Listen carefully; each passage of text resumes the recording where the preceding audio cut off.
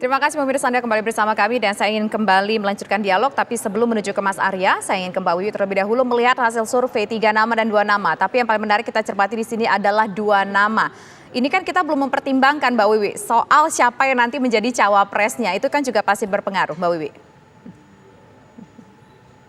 Iya, tentunya hasil survei ini memang masih dinamis ya. Jadi menurut saya paling tidak kita sedang membaca arah gitu ya.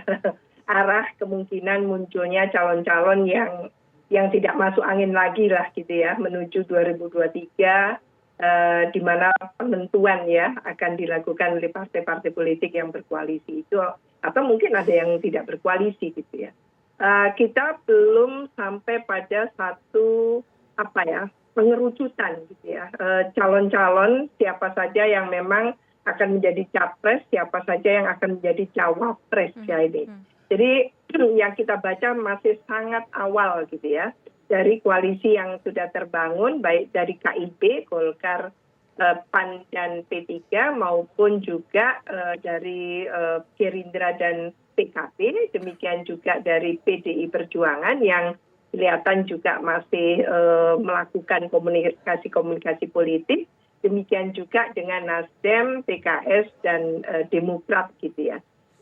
Memang calon-calon luar biasa dimunculkan ya oleh komunitas-komunitas melalui deklarasi-deklarasi, tapi ini semua masih bergerak penjajakan gitu ya, dan hanya menampilkan gitu ya aspirasi dari kehendak tentunya komunitas-komunitas maupun juga partai-partai politik sudah bergerak gitu ya. Kelihatan arahnya itu sudah sangat jelas, baik itu dari ketum partai maupun dari yang non kader partai yang didukung oleh para tentunya komunitas-komunitas itu.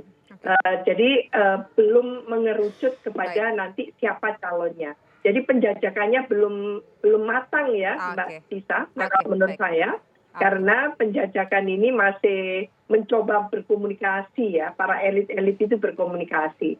Tentu yang menggembirakan dari hasil kalau ini korek ya, hasil survei yang dilakukan oleh Mas Arya ini adalah memang nanti pemilih yang akan mendominasi gitu ya, pemilu 2024 itu usia 40 ke bawah gitu ya.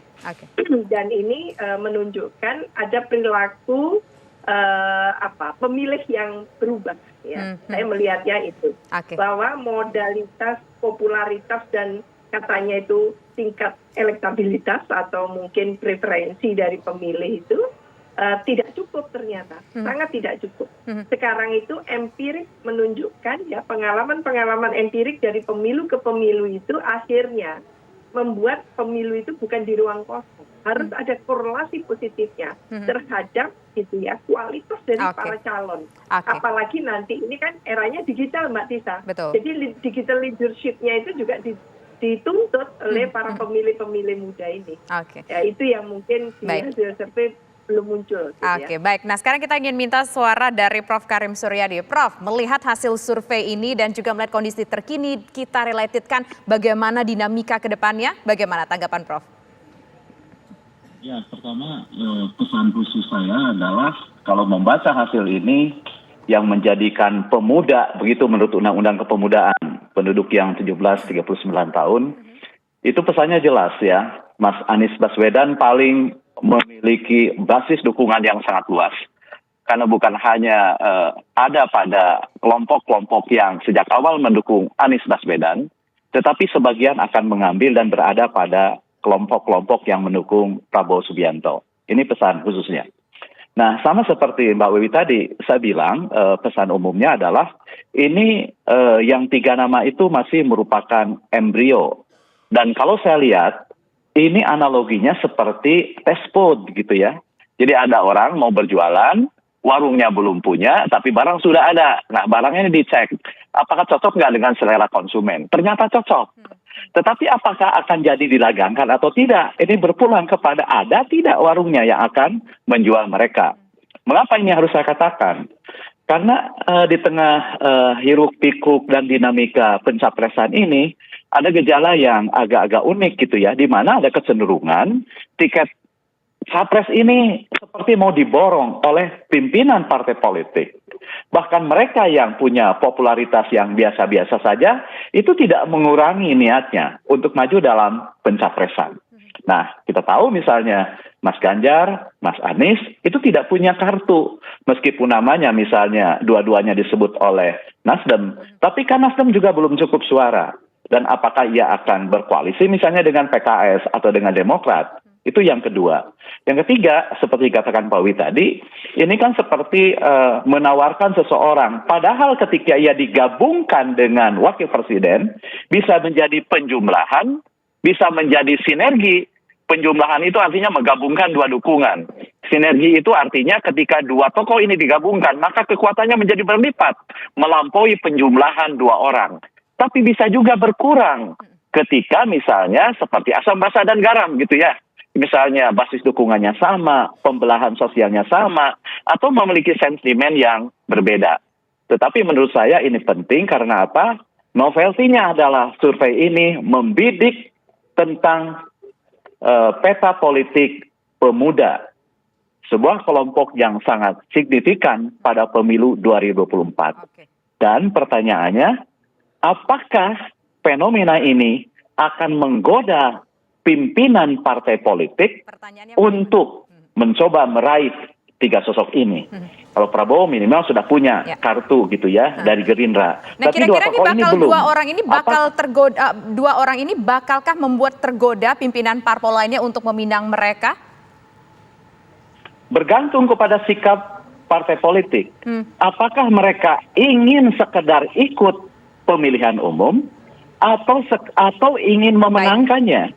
Kalau sekedar ingin ikut pemilihan umum ya gampang, calonkan aja ketua umum koalisi jadi gitu ya. Tapi untuk memenangkan pemilihan umum tidak sesederhana itu kan gitu ya. Karena jelas ada yang berterima di pasar, ada yang berdasarkan kemauan saja, ada yang juga punya kemampuan kan gitu ya.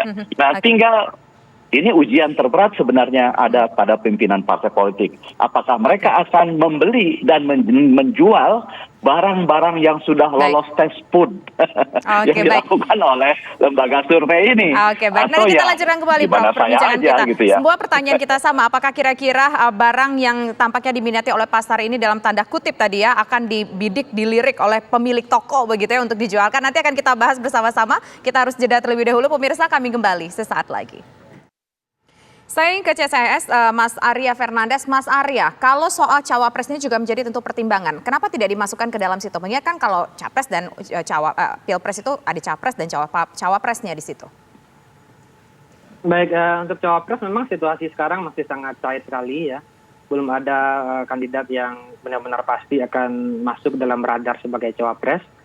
Bongkar pasangnya masih sangat terbuka sekali, sehingga kami hanya memasukkan menguji capres dalam proses simulasi 3 dan 2 nama tersebut. Pikiran Mbak. Oke, baik. Nah sekarang saya ingin ke Mbak Wiwi. Mbak Wiwi, ini kan ada dua nama yang belum punya tokoh dalam artian kendaraan politiknya. Apakah dengan survei ini kira-kira bisa menjadi runutan utama dari sebuah parpol untuk memilih keduanya?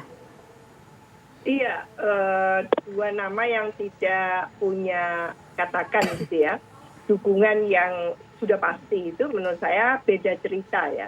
Kalau Anies dalam hal ini adalah sosok yang betul-betul bukan kader dan dicalonkan dan banyak didukung ya. Sementara Mas Ganjar itu adalah kader partai gitu ya. Cuman di partainya tidak dilakukan konvensi ya. Dan kemungkinannya memang bukan Mas Ganjar yang didukung kan gitu ya. Saya membacanya kuat arah itu ke Puan gitu ya, ke Mbak Puan kan gitu. Nah, dua sosok yang berbeda seperti ini menurut saya memang tentu ya preferensi atau perilaku pemilih tadi itu yang penting. Saya melihat ada arah yang beda dari para pemilih-pemilih ini. Apalagi eranya sudah sangat digital ya sekarang itu. Jadi memang ada keinginan yang luar biasa gitu ya dari orang-orang muda, pemilih pemula, pemilih muda itu keinginannya untuk katakan ya ada kepemimpinan baru, sosok baru kan gitu ya. Seperti animo waktu 2014 yang lalu ya, ketika Pak Jokowi menjadi calon muda kan gitu ya waktu itu. dan semuanya termasuk almarhum Pak Habibie gitu ya. Wah, kepinginnya yang muda kan gitu waktu itu gitu. Nah ini juga sama, era digital gitu ya, inginnya itu ya memang sosok yang meyakinkan ketika digital leadership-nya itu juga bisa dibaca dengan seksama oleh para pemilih muda tadi itu. Oke, baik. Terakhir saya ingin ke Prof. Karim. Prof. Karim, apakah dengan hasil-hasil seperti ini justru harus menjadi perhatian dari para pemilik partai atau pemimpin partai, atau justru dari tokohnya nih yang harus benar-benar mencoba menawar-nawarkan diri? Terutama yang nggak punya kendaraan politik, Prof. Menawar-nawarkan ini bukan budaya politik Indonesia ya. Tetapi yang jelas ini pesan terang benderang bagi pemilik partai, pimpinan tinggi partai, bahwa perilaku politik pemilih dan warga negara pada umumnya sekarang memiliki otonomi relatif lebih tinggi. Jadi artinya belum lagi preferensi kepartaian di Indonesia tidak tumbuh-tumbuh gitu ya, sehingga kalaupun ada partai hidup, partai muncul, partai mati kan nggak ada pengaruh apa-apa. Artinya preferensi kepartaian belum terbangun.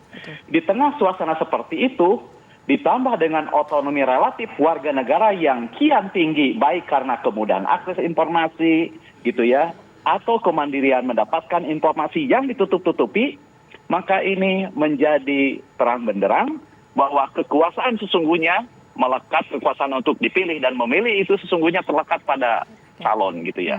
Sehingga kalau saja partai politik kekeh gitu ya, karena dia pemegang kekuasaan untuk mencalonkan seseorang dan mengatakan ada logika lain di luar survei, ada logika lain di luar teori, yakni logika siapa menghitam putihkan siapa, maka menurut saya yaitu hanya akan mengambil kesempatan untuk ikut serta saja dalam pemilihan umum, namun memiliki kans kecil untuk memenangkannya. Sebab partai politik boleh mencalonkan, tetapi kami yang akan memilih, yang akan menentukan siapa yang akan melenggang ke istana. Ya. Itu doktrin yang sederhana. Sebab sekarang pertanyaannya bukan hanya apa, tetapi bagaimana dan kapan. Itulah yang harus dijawab oleh petinggi partai.